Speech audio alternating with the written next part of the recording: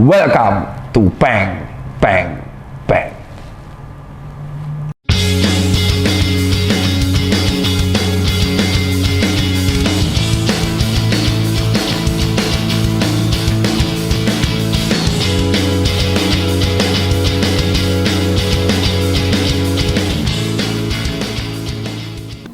Rolling action. Asu. Susah banget tuh. Patah. Iya.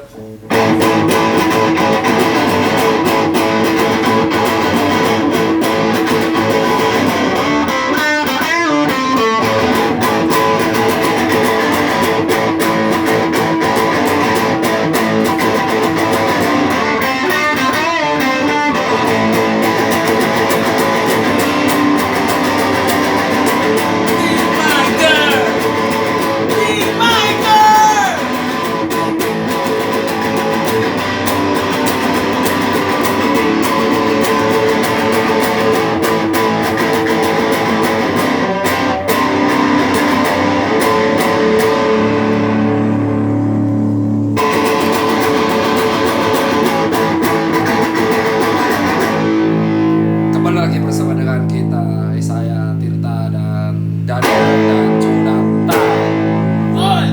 dalam acara Tirta Peng Peng Peng. Panas cok lampunya cok, bajingan panas. Wasu kali panas tenan cok. Loh kok untung kita pakai long sleeve dari Alo Alo yang cukup hangat. Memang saya akui hangat. Udah kena. Ini lampu berapa watt? 300 watt. Mantap. Ya, ini kayak di Anjolowing saya. Tolong kru tolong lapin. Tolong. Iya sip sini. Tolong. Aduh, ini aduh. Nyuk. Tolong barangkali ada teman-teman yang kru make up bisalah jadi timnya Tirta Peng Peng Peng nih kita. Cowok atau cewek dong? Hah? Cowok atau cewek atau Apapun boleh. oh, boleh. Konten pertama ini kita akan bahas dari Jonathan. Jonathan, pertanyaan. Apakah bisnis itu harus dimulai dari modal yang besar? Kalau kata motivator, bisnis itu harus dari niat. Tanpa uang pun Anda bisa berbisnis. Salam sukses. Itu motivator. Salam sukses. Jangan lupa beli buku saya. Ya beli buku aja pakai duit. Jadi gini, dalam berbisnis itu ada banyak hal yang bisa kita lakukan. Ini pasti suara Ucok. Cocok. Nah, jadi gini, dalam berbisnis itu ada banyak yang kita harus lakukan. Pertama harus membuat namanya niat. Niat ingsun mau berbisnis. Contoh, saya mau menjual miniatur Daniel. Laku nggak? Loh, kan namanya bisnis boleh. Siapa tahu anak kecil pengen mencet-mencet, ih gemes. Pengen mites Daniel. Wih. Atau laku apa enggak? Jadi kita harus membuat niat. Setelah membuat niat, kita buat namanya analisa. Apakah bisnis itu apakah barang yang kita jual itu bakal laku apa enggak? Ada yang beli apa enggak? Itu namanya analisa market. Baru setelah kita analisa market dan kita buat niat, kita kepentok sama yang namanya budgeting. Oh ternyata di kota A marketnya ada, ya kan? Harga jualnya segini, kompetitornya segini, berarti saya harus menjual harga segini. Otomatis saya harus menjual harga segini, jumlahnya segini, baru terhitung yang namanya budget. Budgetnya budget kasar. Nah dari budget kasar tentu akan dinamakan modal. Nah dari situlah modal bisa dicari. Nah skala bisnis semakin besar, maka modal yang dibutuhkan pasti semakin besar. Ada yang bernamakan, makanya ada yang dinamakan UMKM, usaha menengah kecil, usaha mikro kecil menengah. Nah kalau misalkan skalanya kecil, maka modal yang dibutuhkan kecil. Contoh, Susan Care, susi sepatu 30.000, ya kan? Harga cleanernya segitu-segitu aja. Tentu kita harus mengasah kemampuan. Jadi modalnya itu tergantung dengan skala bisnis yang kalian tentukan. Kalau kalian, saya mau bisnis tambang, nah itu mahal banget bos. Showroom mobil, ya mahal banget bos. Ya kan? Bahkan ketika kamu mau dropship itu harus modal apa? Kuota. Ya kan? Kamu kan harus update terus. Maka, apakah bisnis selalu harus modal besar? Jawabannya tidak. Tergantung skala bisnis yang kalian tentukan. Tapi kalau apakah bisnis rata-rata memerlukan uang? Gak usah munafik. bisnis itu tidak selalu memerlukan uang, tinggal cangkem. Ya namanya cangkem kan harus latihan. Kuota kan butuh uang, ya kan? Nah otomatis kalian harus cari experience. Kalau nggak punya modal yang besar gimana dok? Ya kerja sama orang lah, ya kan? Kecuali kalian anak orang kaya, anak pengusaha, lupa asalnya ketika sukses, bilangnya dari nol, padahal dari orang tuanya juga. Enggak. Jadi namanya bisnis itu kalau kalian nggak ada background pengusaha harus kerja sama orang dulu. Itu juga.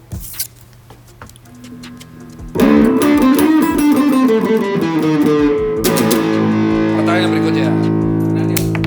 Pertanyaan berikutnya. Bagaimana keuntungan dan kerugian lo pada waktu masa pandemi ini? Asu. Jadi keuntungan dan pandemi saya garuk-garuk ya. Ini mau jujur ya. Jujur. Rugi bos. Selama 2020 saya kehilangan 17 event, 8 toko, dan memaksakan untuk tetap gaji pegawai. Karena aset perusahaan harus terjaga stabil, kalau kita gaji pegawai tapi nggak ada pemasukan, berarti aset perusahaan akan hancur. Ada dua keputusan kalau dalam hal kayak gini. Satu, ngurangin pegawai. Kedua, memaksakan tetap pegawai ada, tapi kita nginjek modal baru. Otomatis nginjek itu, modal bisa terbelah di dua. Pinjaman bank atau modal pribadi. Kalau pinjaman bank berarti kita harus ngatur bisa bayar apa enggak. Jangan bisa pinjam tapi lupa bayar. Nah, itu banyak. Terus ujung-ujungnya buka pre-order kaos lupa bayar. Jangan. Pre-order sneakers lupa dikasih. Jangan. Bagi gibah orang saya. Pre-order tas 2 tahun nggak datang. Aduh maaf. Inisialnya N. Aduh, lupa. Aduh gibah orang saya. Tirta jangan gibah bisnis orang. Nah jadi kalau kalian tahu, akhirnya saya nginjek modal saya sendiri. Dari mana duitnya Tirta? Ketika saya dari 2013 bangun Susan Care kan ada laba. Gaya hidup saya tetap low, segitu-segitu aja. Ya kan beli mobil bekas, baju juga thrift. Yang akhirnya adalah saya memiliki modal dan modal itu untuk dana darurat. Nah ketika pandemi saya nyuntik perusahaan saya, Susan Care ini dari uang pribadi, terutama daerah Jakarta. Karena kalau daerah Sulawesi itu masih aman, Susan Care. Hanya Jakarta emang berantakan banget. Ya, terpaksa tutup 8 dan alhamdulillah per 2021 kita mulai survive, kita mulai membangun toko-toko lagi di beberapa tempat di Indonesia. Keren pertanyaanmu.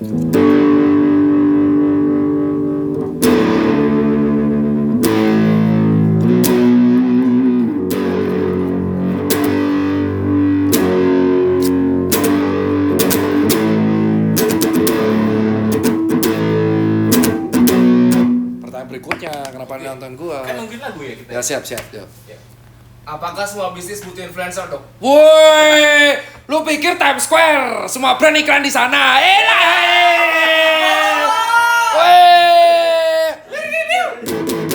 Iklan di Times Square, marketnya Indonesia, iklan di Times Square, marketnya Indonesia. Genius ya dok maksudnya? Ya maksudnya gini bro, Indonesia itu sangat suka yang namanya overproud. Paham overproud? Kamu Apa overproud? Yang bilang tahu tadi. sangat Apa? lebih Ya itu terjemahannya. Apa overproud? Katanya tahu anjing. Kau bilang tahu tadi apa coba? Oh, saya Pak. Butuh pujian. Oh, salah ya? Itu narsistik. Narsistik. Baik. Lepex, overexaggerate. Ya bisa, boleh. Pinter. Ternyata cingkok di banyak Jonathan. Mantap cu. Dapat berarti gaji cingkok ke kamu aja.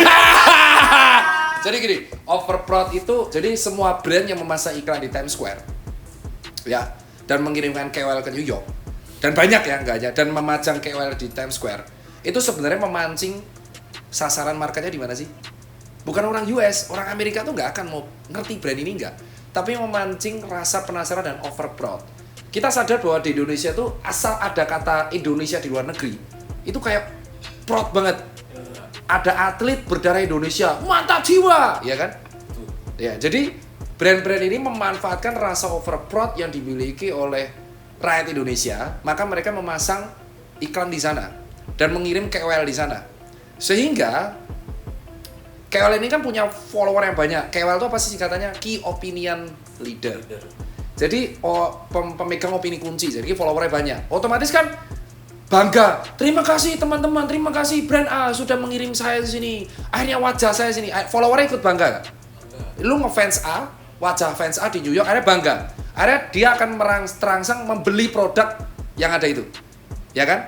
Ujung-ujungnya marketnya mana? Indonesia. Tepat. Jadi kalau ditanya, apakah semua brand harus memakai influencer? Jawabannya, tidak. Karena ada brand yang kampanyenya tidak overproud.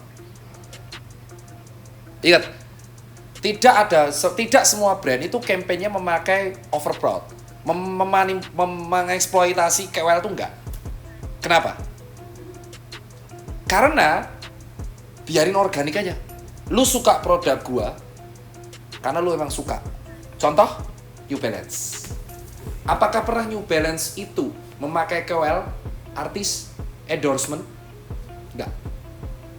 New Balance 990, 991, 992 itu terkenal karena secara organik dibeli Steve Jobs di launching Apple. Ya kan? Dan New Balance itu terkenal organik gitu aja. El House? Enggak. Pak Paradise? PMP? Enggak. Jadi tidak semua brand memaksimalkan fitur KOL. KOL itu adalah salah satu alternatif advertising karena dipercaya memiliki follower yang pas dengan engagement rate yang bagus. Sehingga brand mengendorse mereka. Contohnya dikirim ke New York. Tindakannya benar. Benar. Kenapa tindakan ke New York itu? Karena marketnya juga orang Indonesia. Salah. Apakah suatu kebanggaan brand lokal kita masuk ke Times Square? Enggak, itu bisa bayar. Mulai dari 40 sampai 50 juta. Sampai 500 juta. Kecuali Spotify. Kalau Spotify, memang kalau lagunya trending memang dipasang di sana. Tapi salah, enggak. Mereka hanya memanfaatkan rasa overflow. Apakah impact pada sales? Belum tentu. Awareness doang naik, tapi awareness apakah semua follower beli? Belum tentu. Tapi itu teknik marketing, dan itu nggak salah. Tapi kalau semua orang akhirnya mengikuti, yang sukses selalu yang pertama, bener? Apakah yang mengikuti akan sukses? Dianggapnya apa? Norak. Yang pertama sukses ya brand A, brand B. Yang ikuti lainnya akan susah. Nah, jadi nggak semua brand itu memakai KOL. Karena ya mereka memiliki teknik marketing. Contoh, ya orang memakai brand gua karena kualitas. Kayak contoh Uniqlo. Pakai artis. Uniqlo kalau lu lihat di kasirnya, lihat di belakang kasir, itu selalu ngupdate orang-orang pekerja yang memakai brandnya. Jadi KOL itu alternatif. Kalau awareness dan salah nggak pakai KOL? Enggak. Kalau lu hujat, lu influencer dibayar, enggak. Memang ada marketnya dan memang impactful. Tapi ada brand yang nggak impactful kalau pakai KOL. Jadi tergantung dari apa? Analisa marketnya. That's it, bro. Jadi buat kalian yang masih menganggap ke New York itu sebuah prestasi, enggak. Itu teknik marketing yang mengeksploitasi overproud dan akhirnya di-repost buzzer-buzzer dan mungkin itu skenario juga.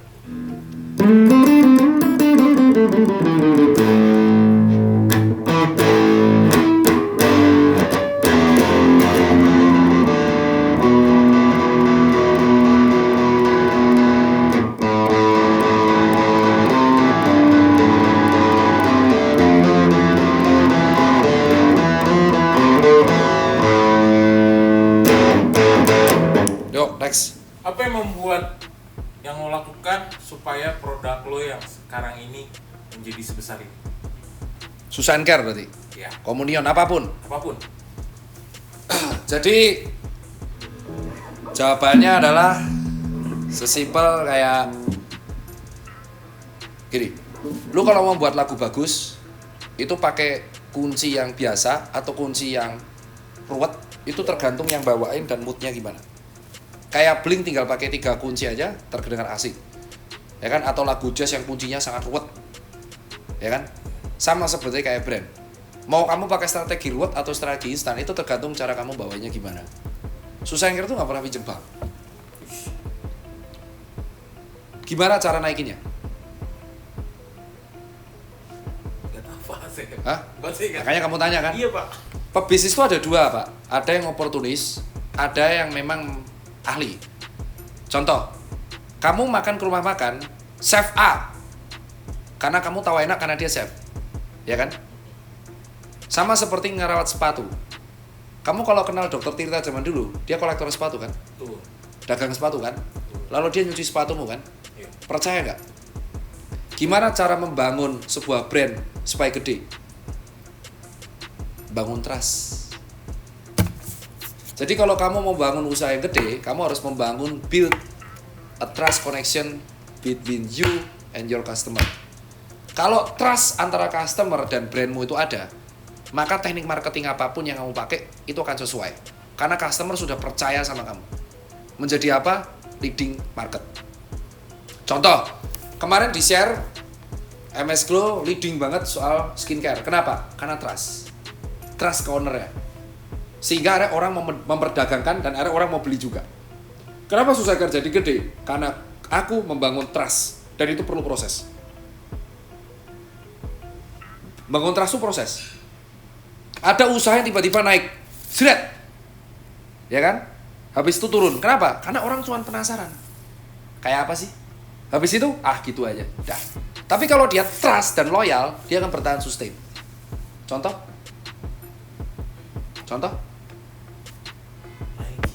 Ya. Nike itu bangun trustnya susah. Kalau lu lari, lu pakai Nike.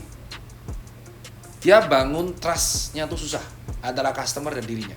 Maka ketika ada kasus kemarin di Amazon yang ada salah satu orang dalamnya Nike yang jual bebas, bukan Amazon sih. Kasusnya Nike, orang dalamnya jual, trustnya akan berkurang.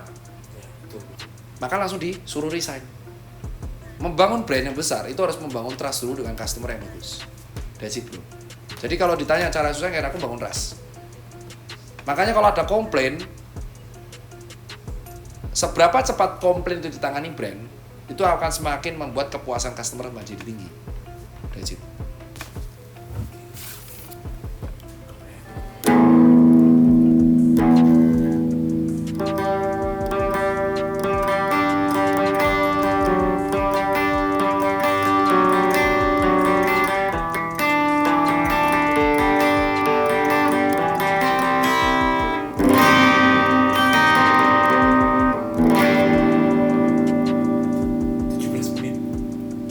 Next. Last. Oke. Lebih baik jadi distributor apa reseller, Dok? Oh, kamu itu loh, berat loh pertanyaannya Jonathan ini.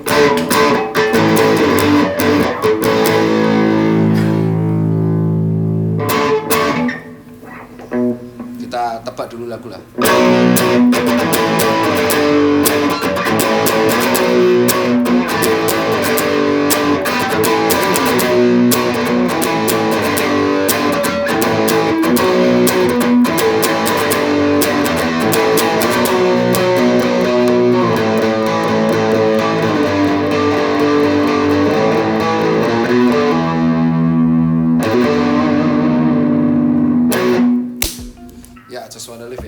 Charlotte. Jadi kalau ditanya distributor atau reseller, itu sebenarnya sebuah pertanyaan yang memang harus kita jelaskan di sini.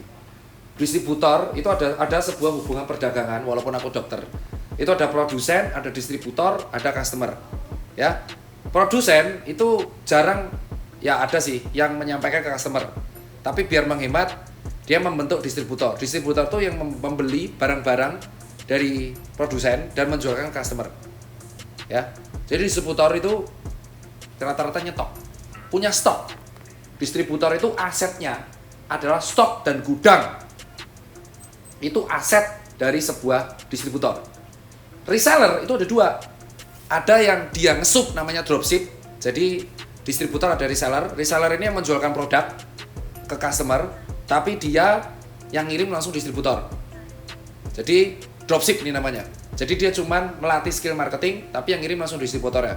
Atau kedua, reseller ini yang membeli barang dari distributor dengan paket-paket. Dan dia nanti memiliki kunci. Lo yang megang Solo, lo yang megang Jogja, lo yang megang Jakarta, lo yang megang Surabaya.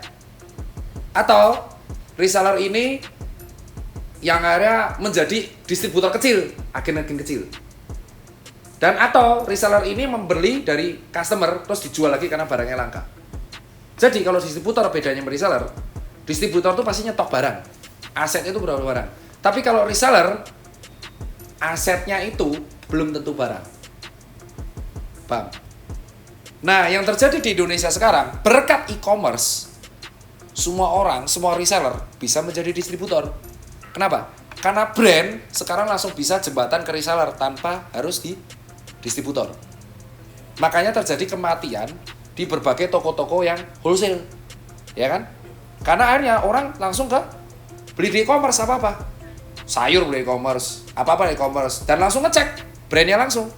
Contoh, Aero Street. Aero Street itu pabrik besar menghasilkan brand. Dulu dia pakai distributor di pasar-pasar.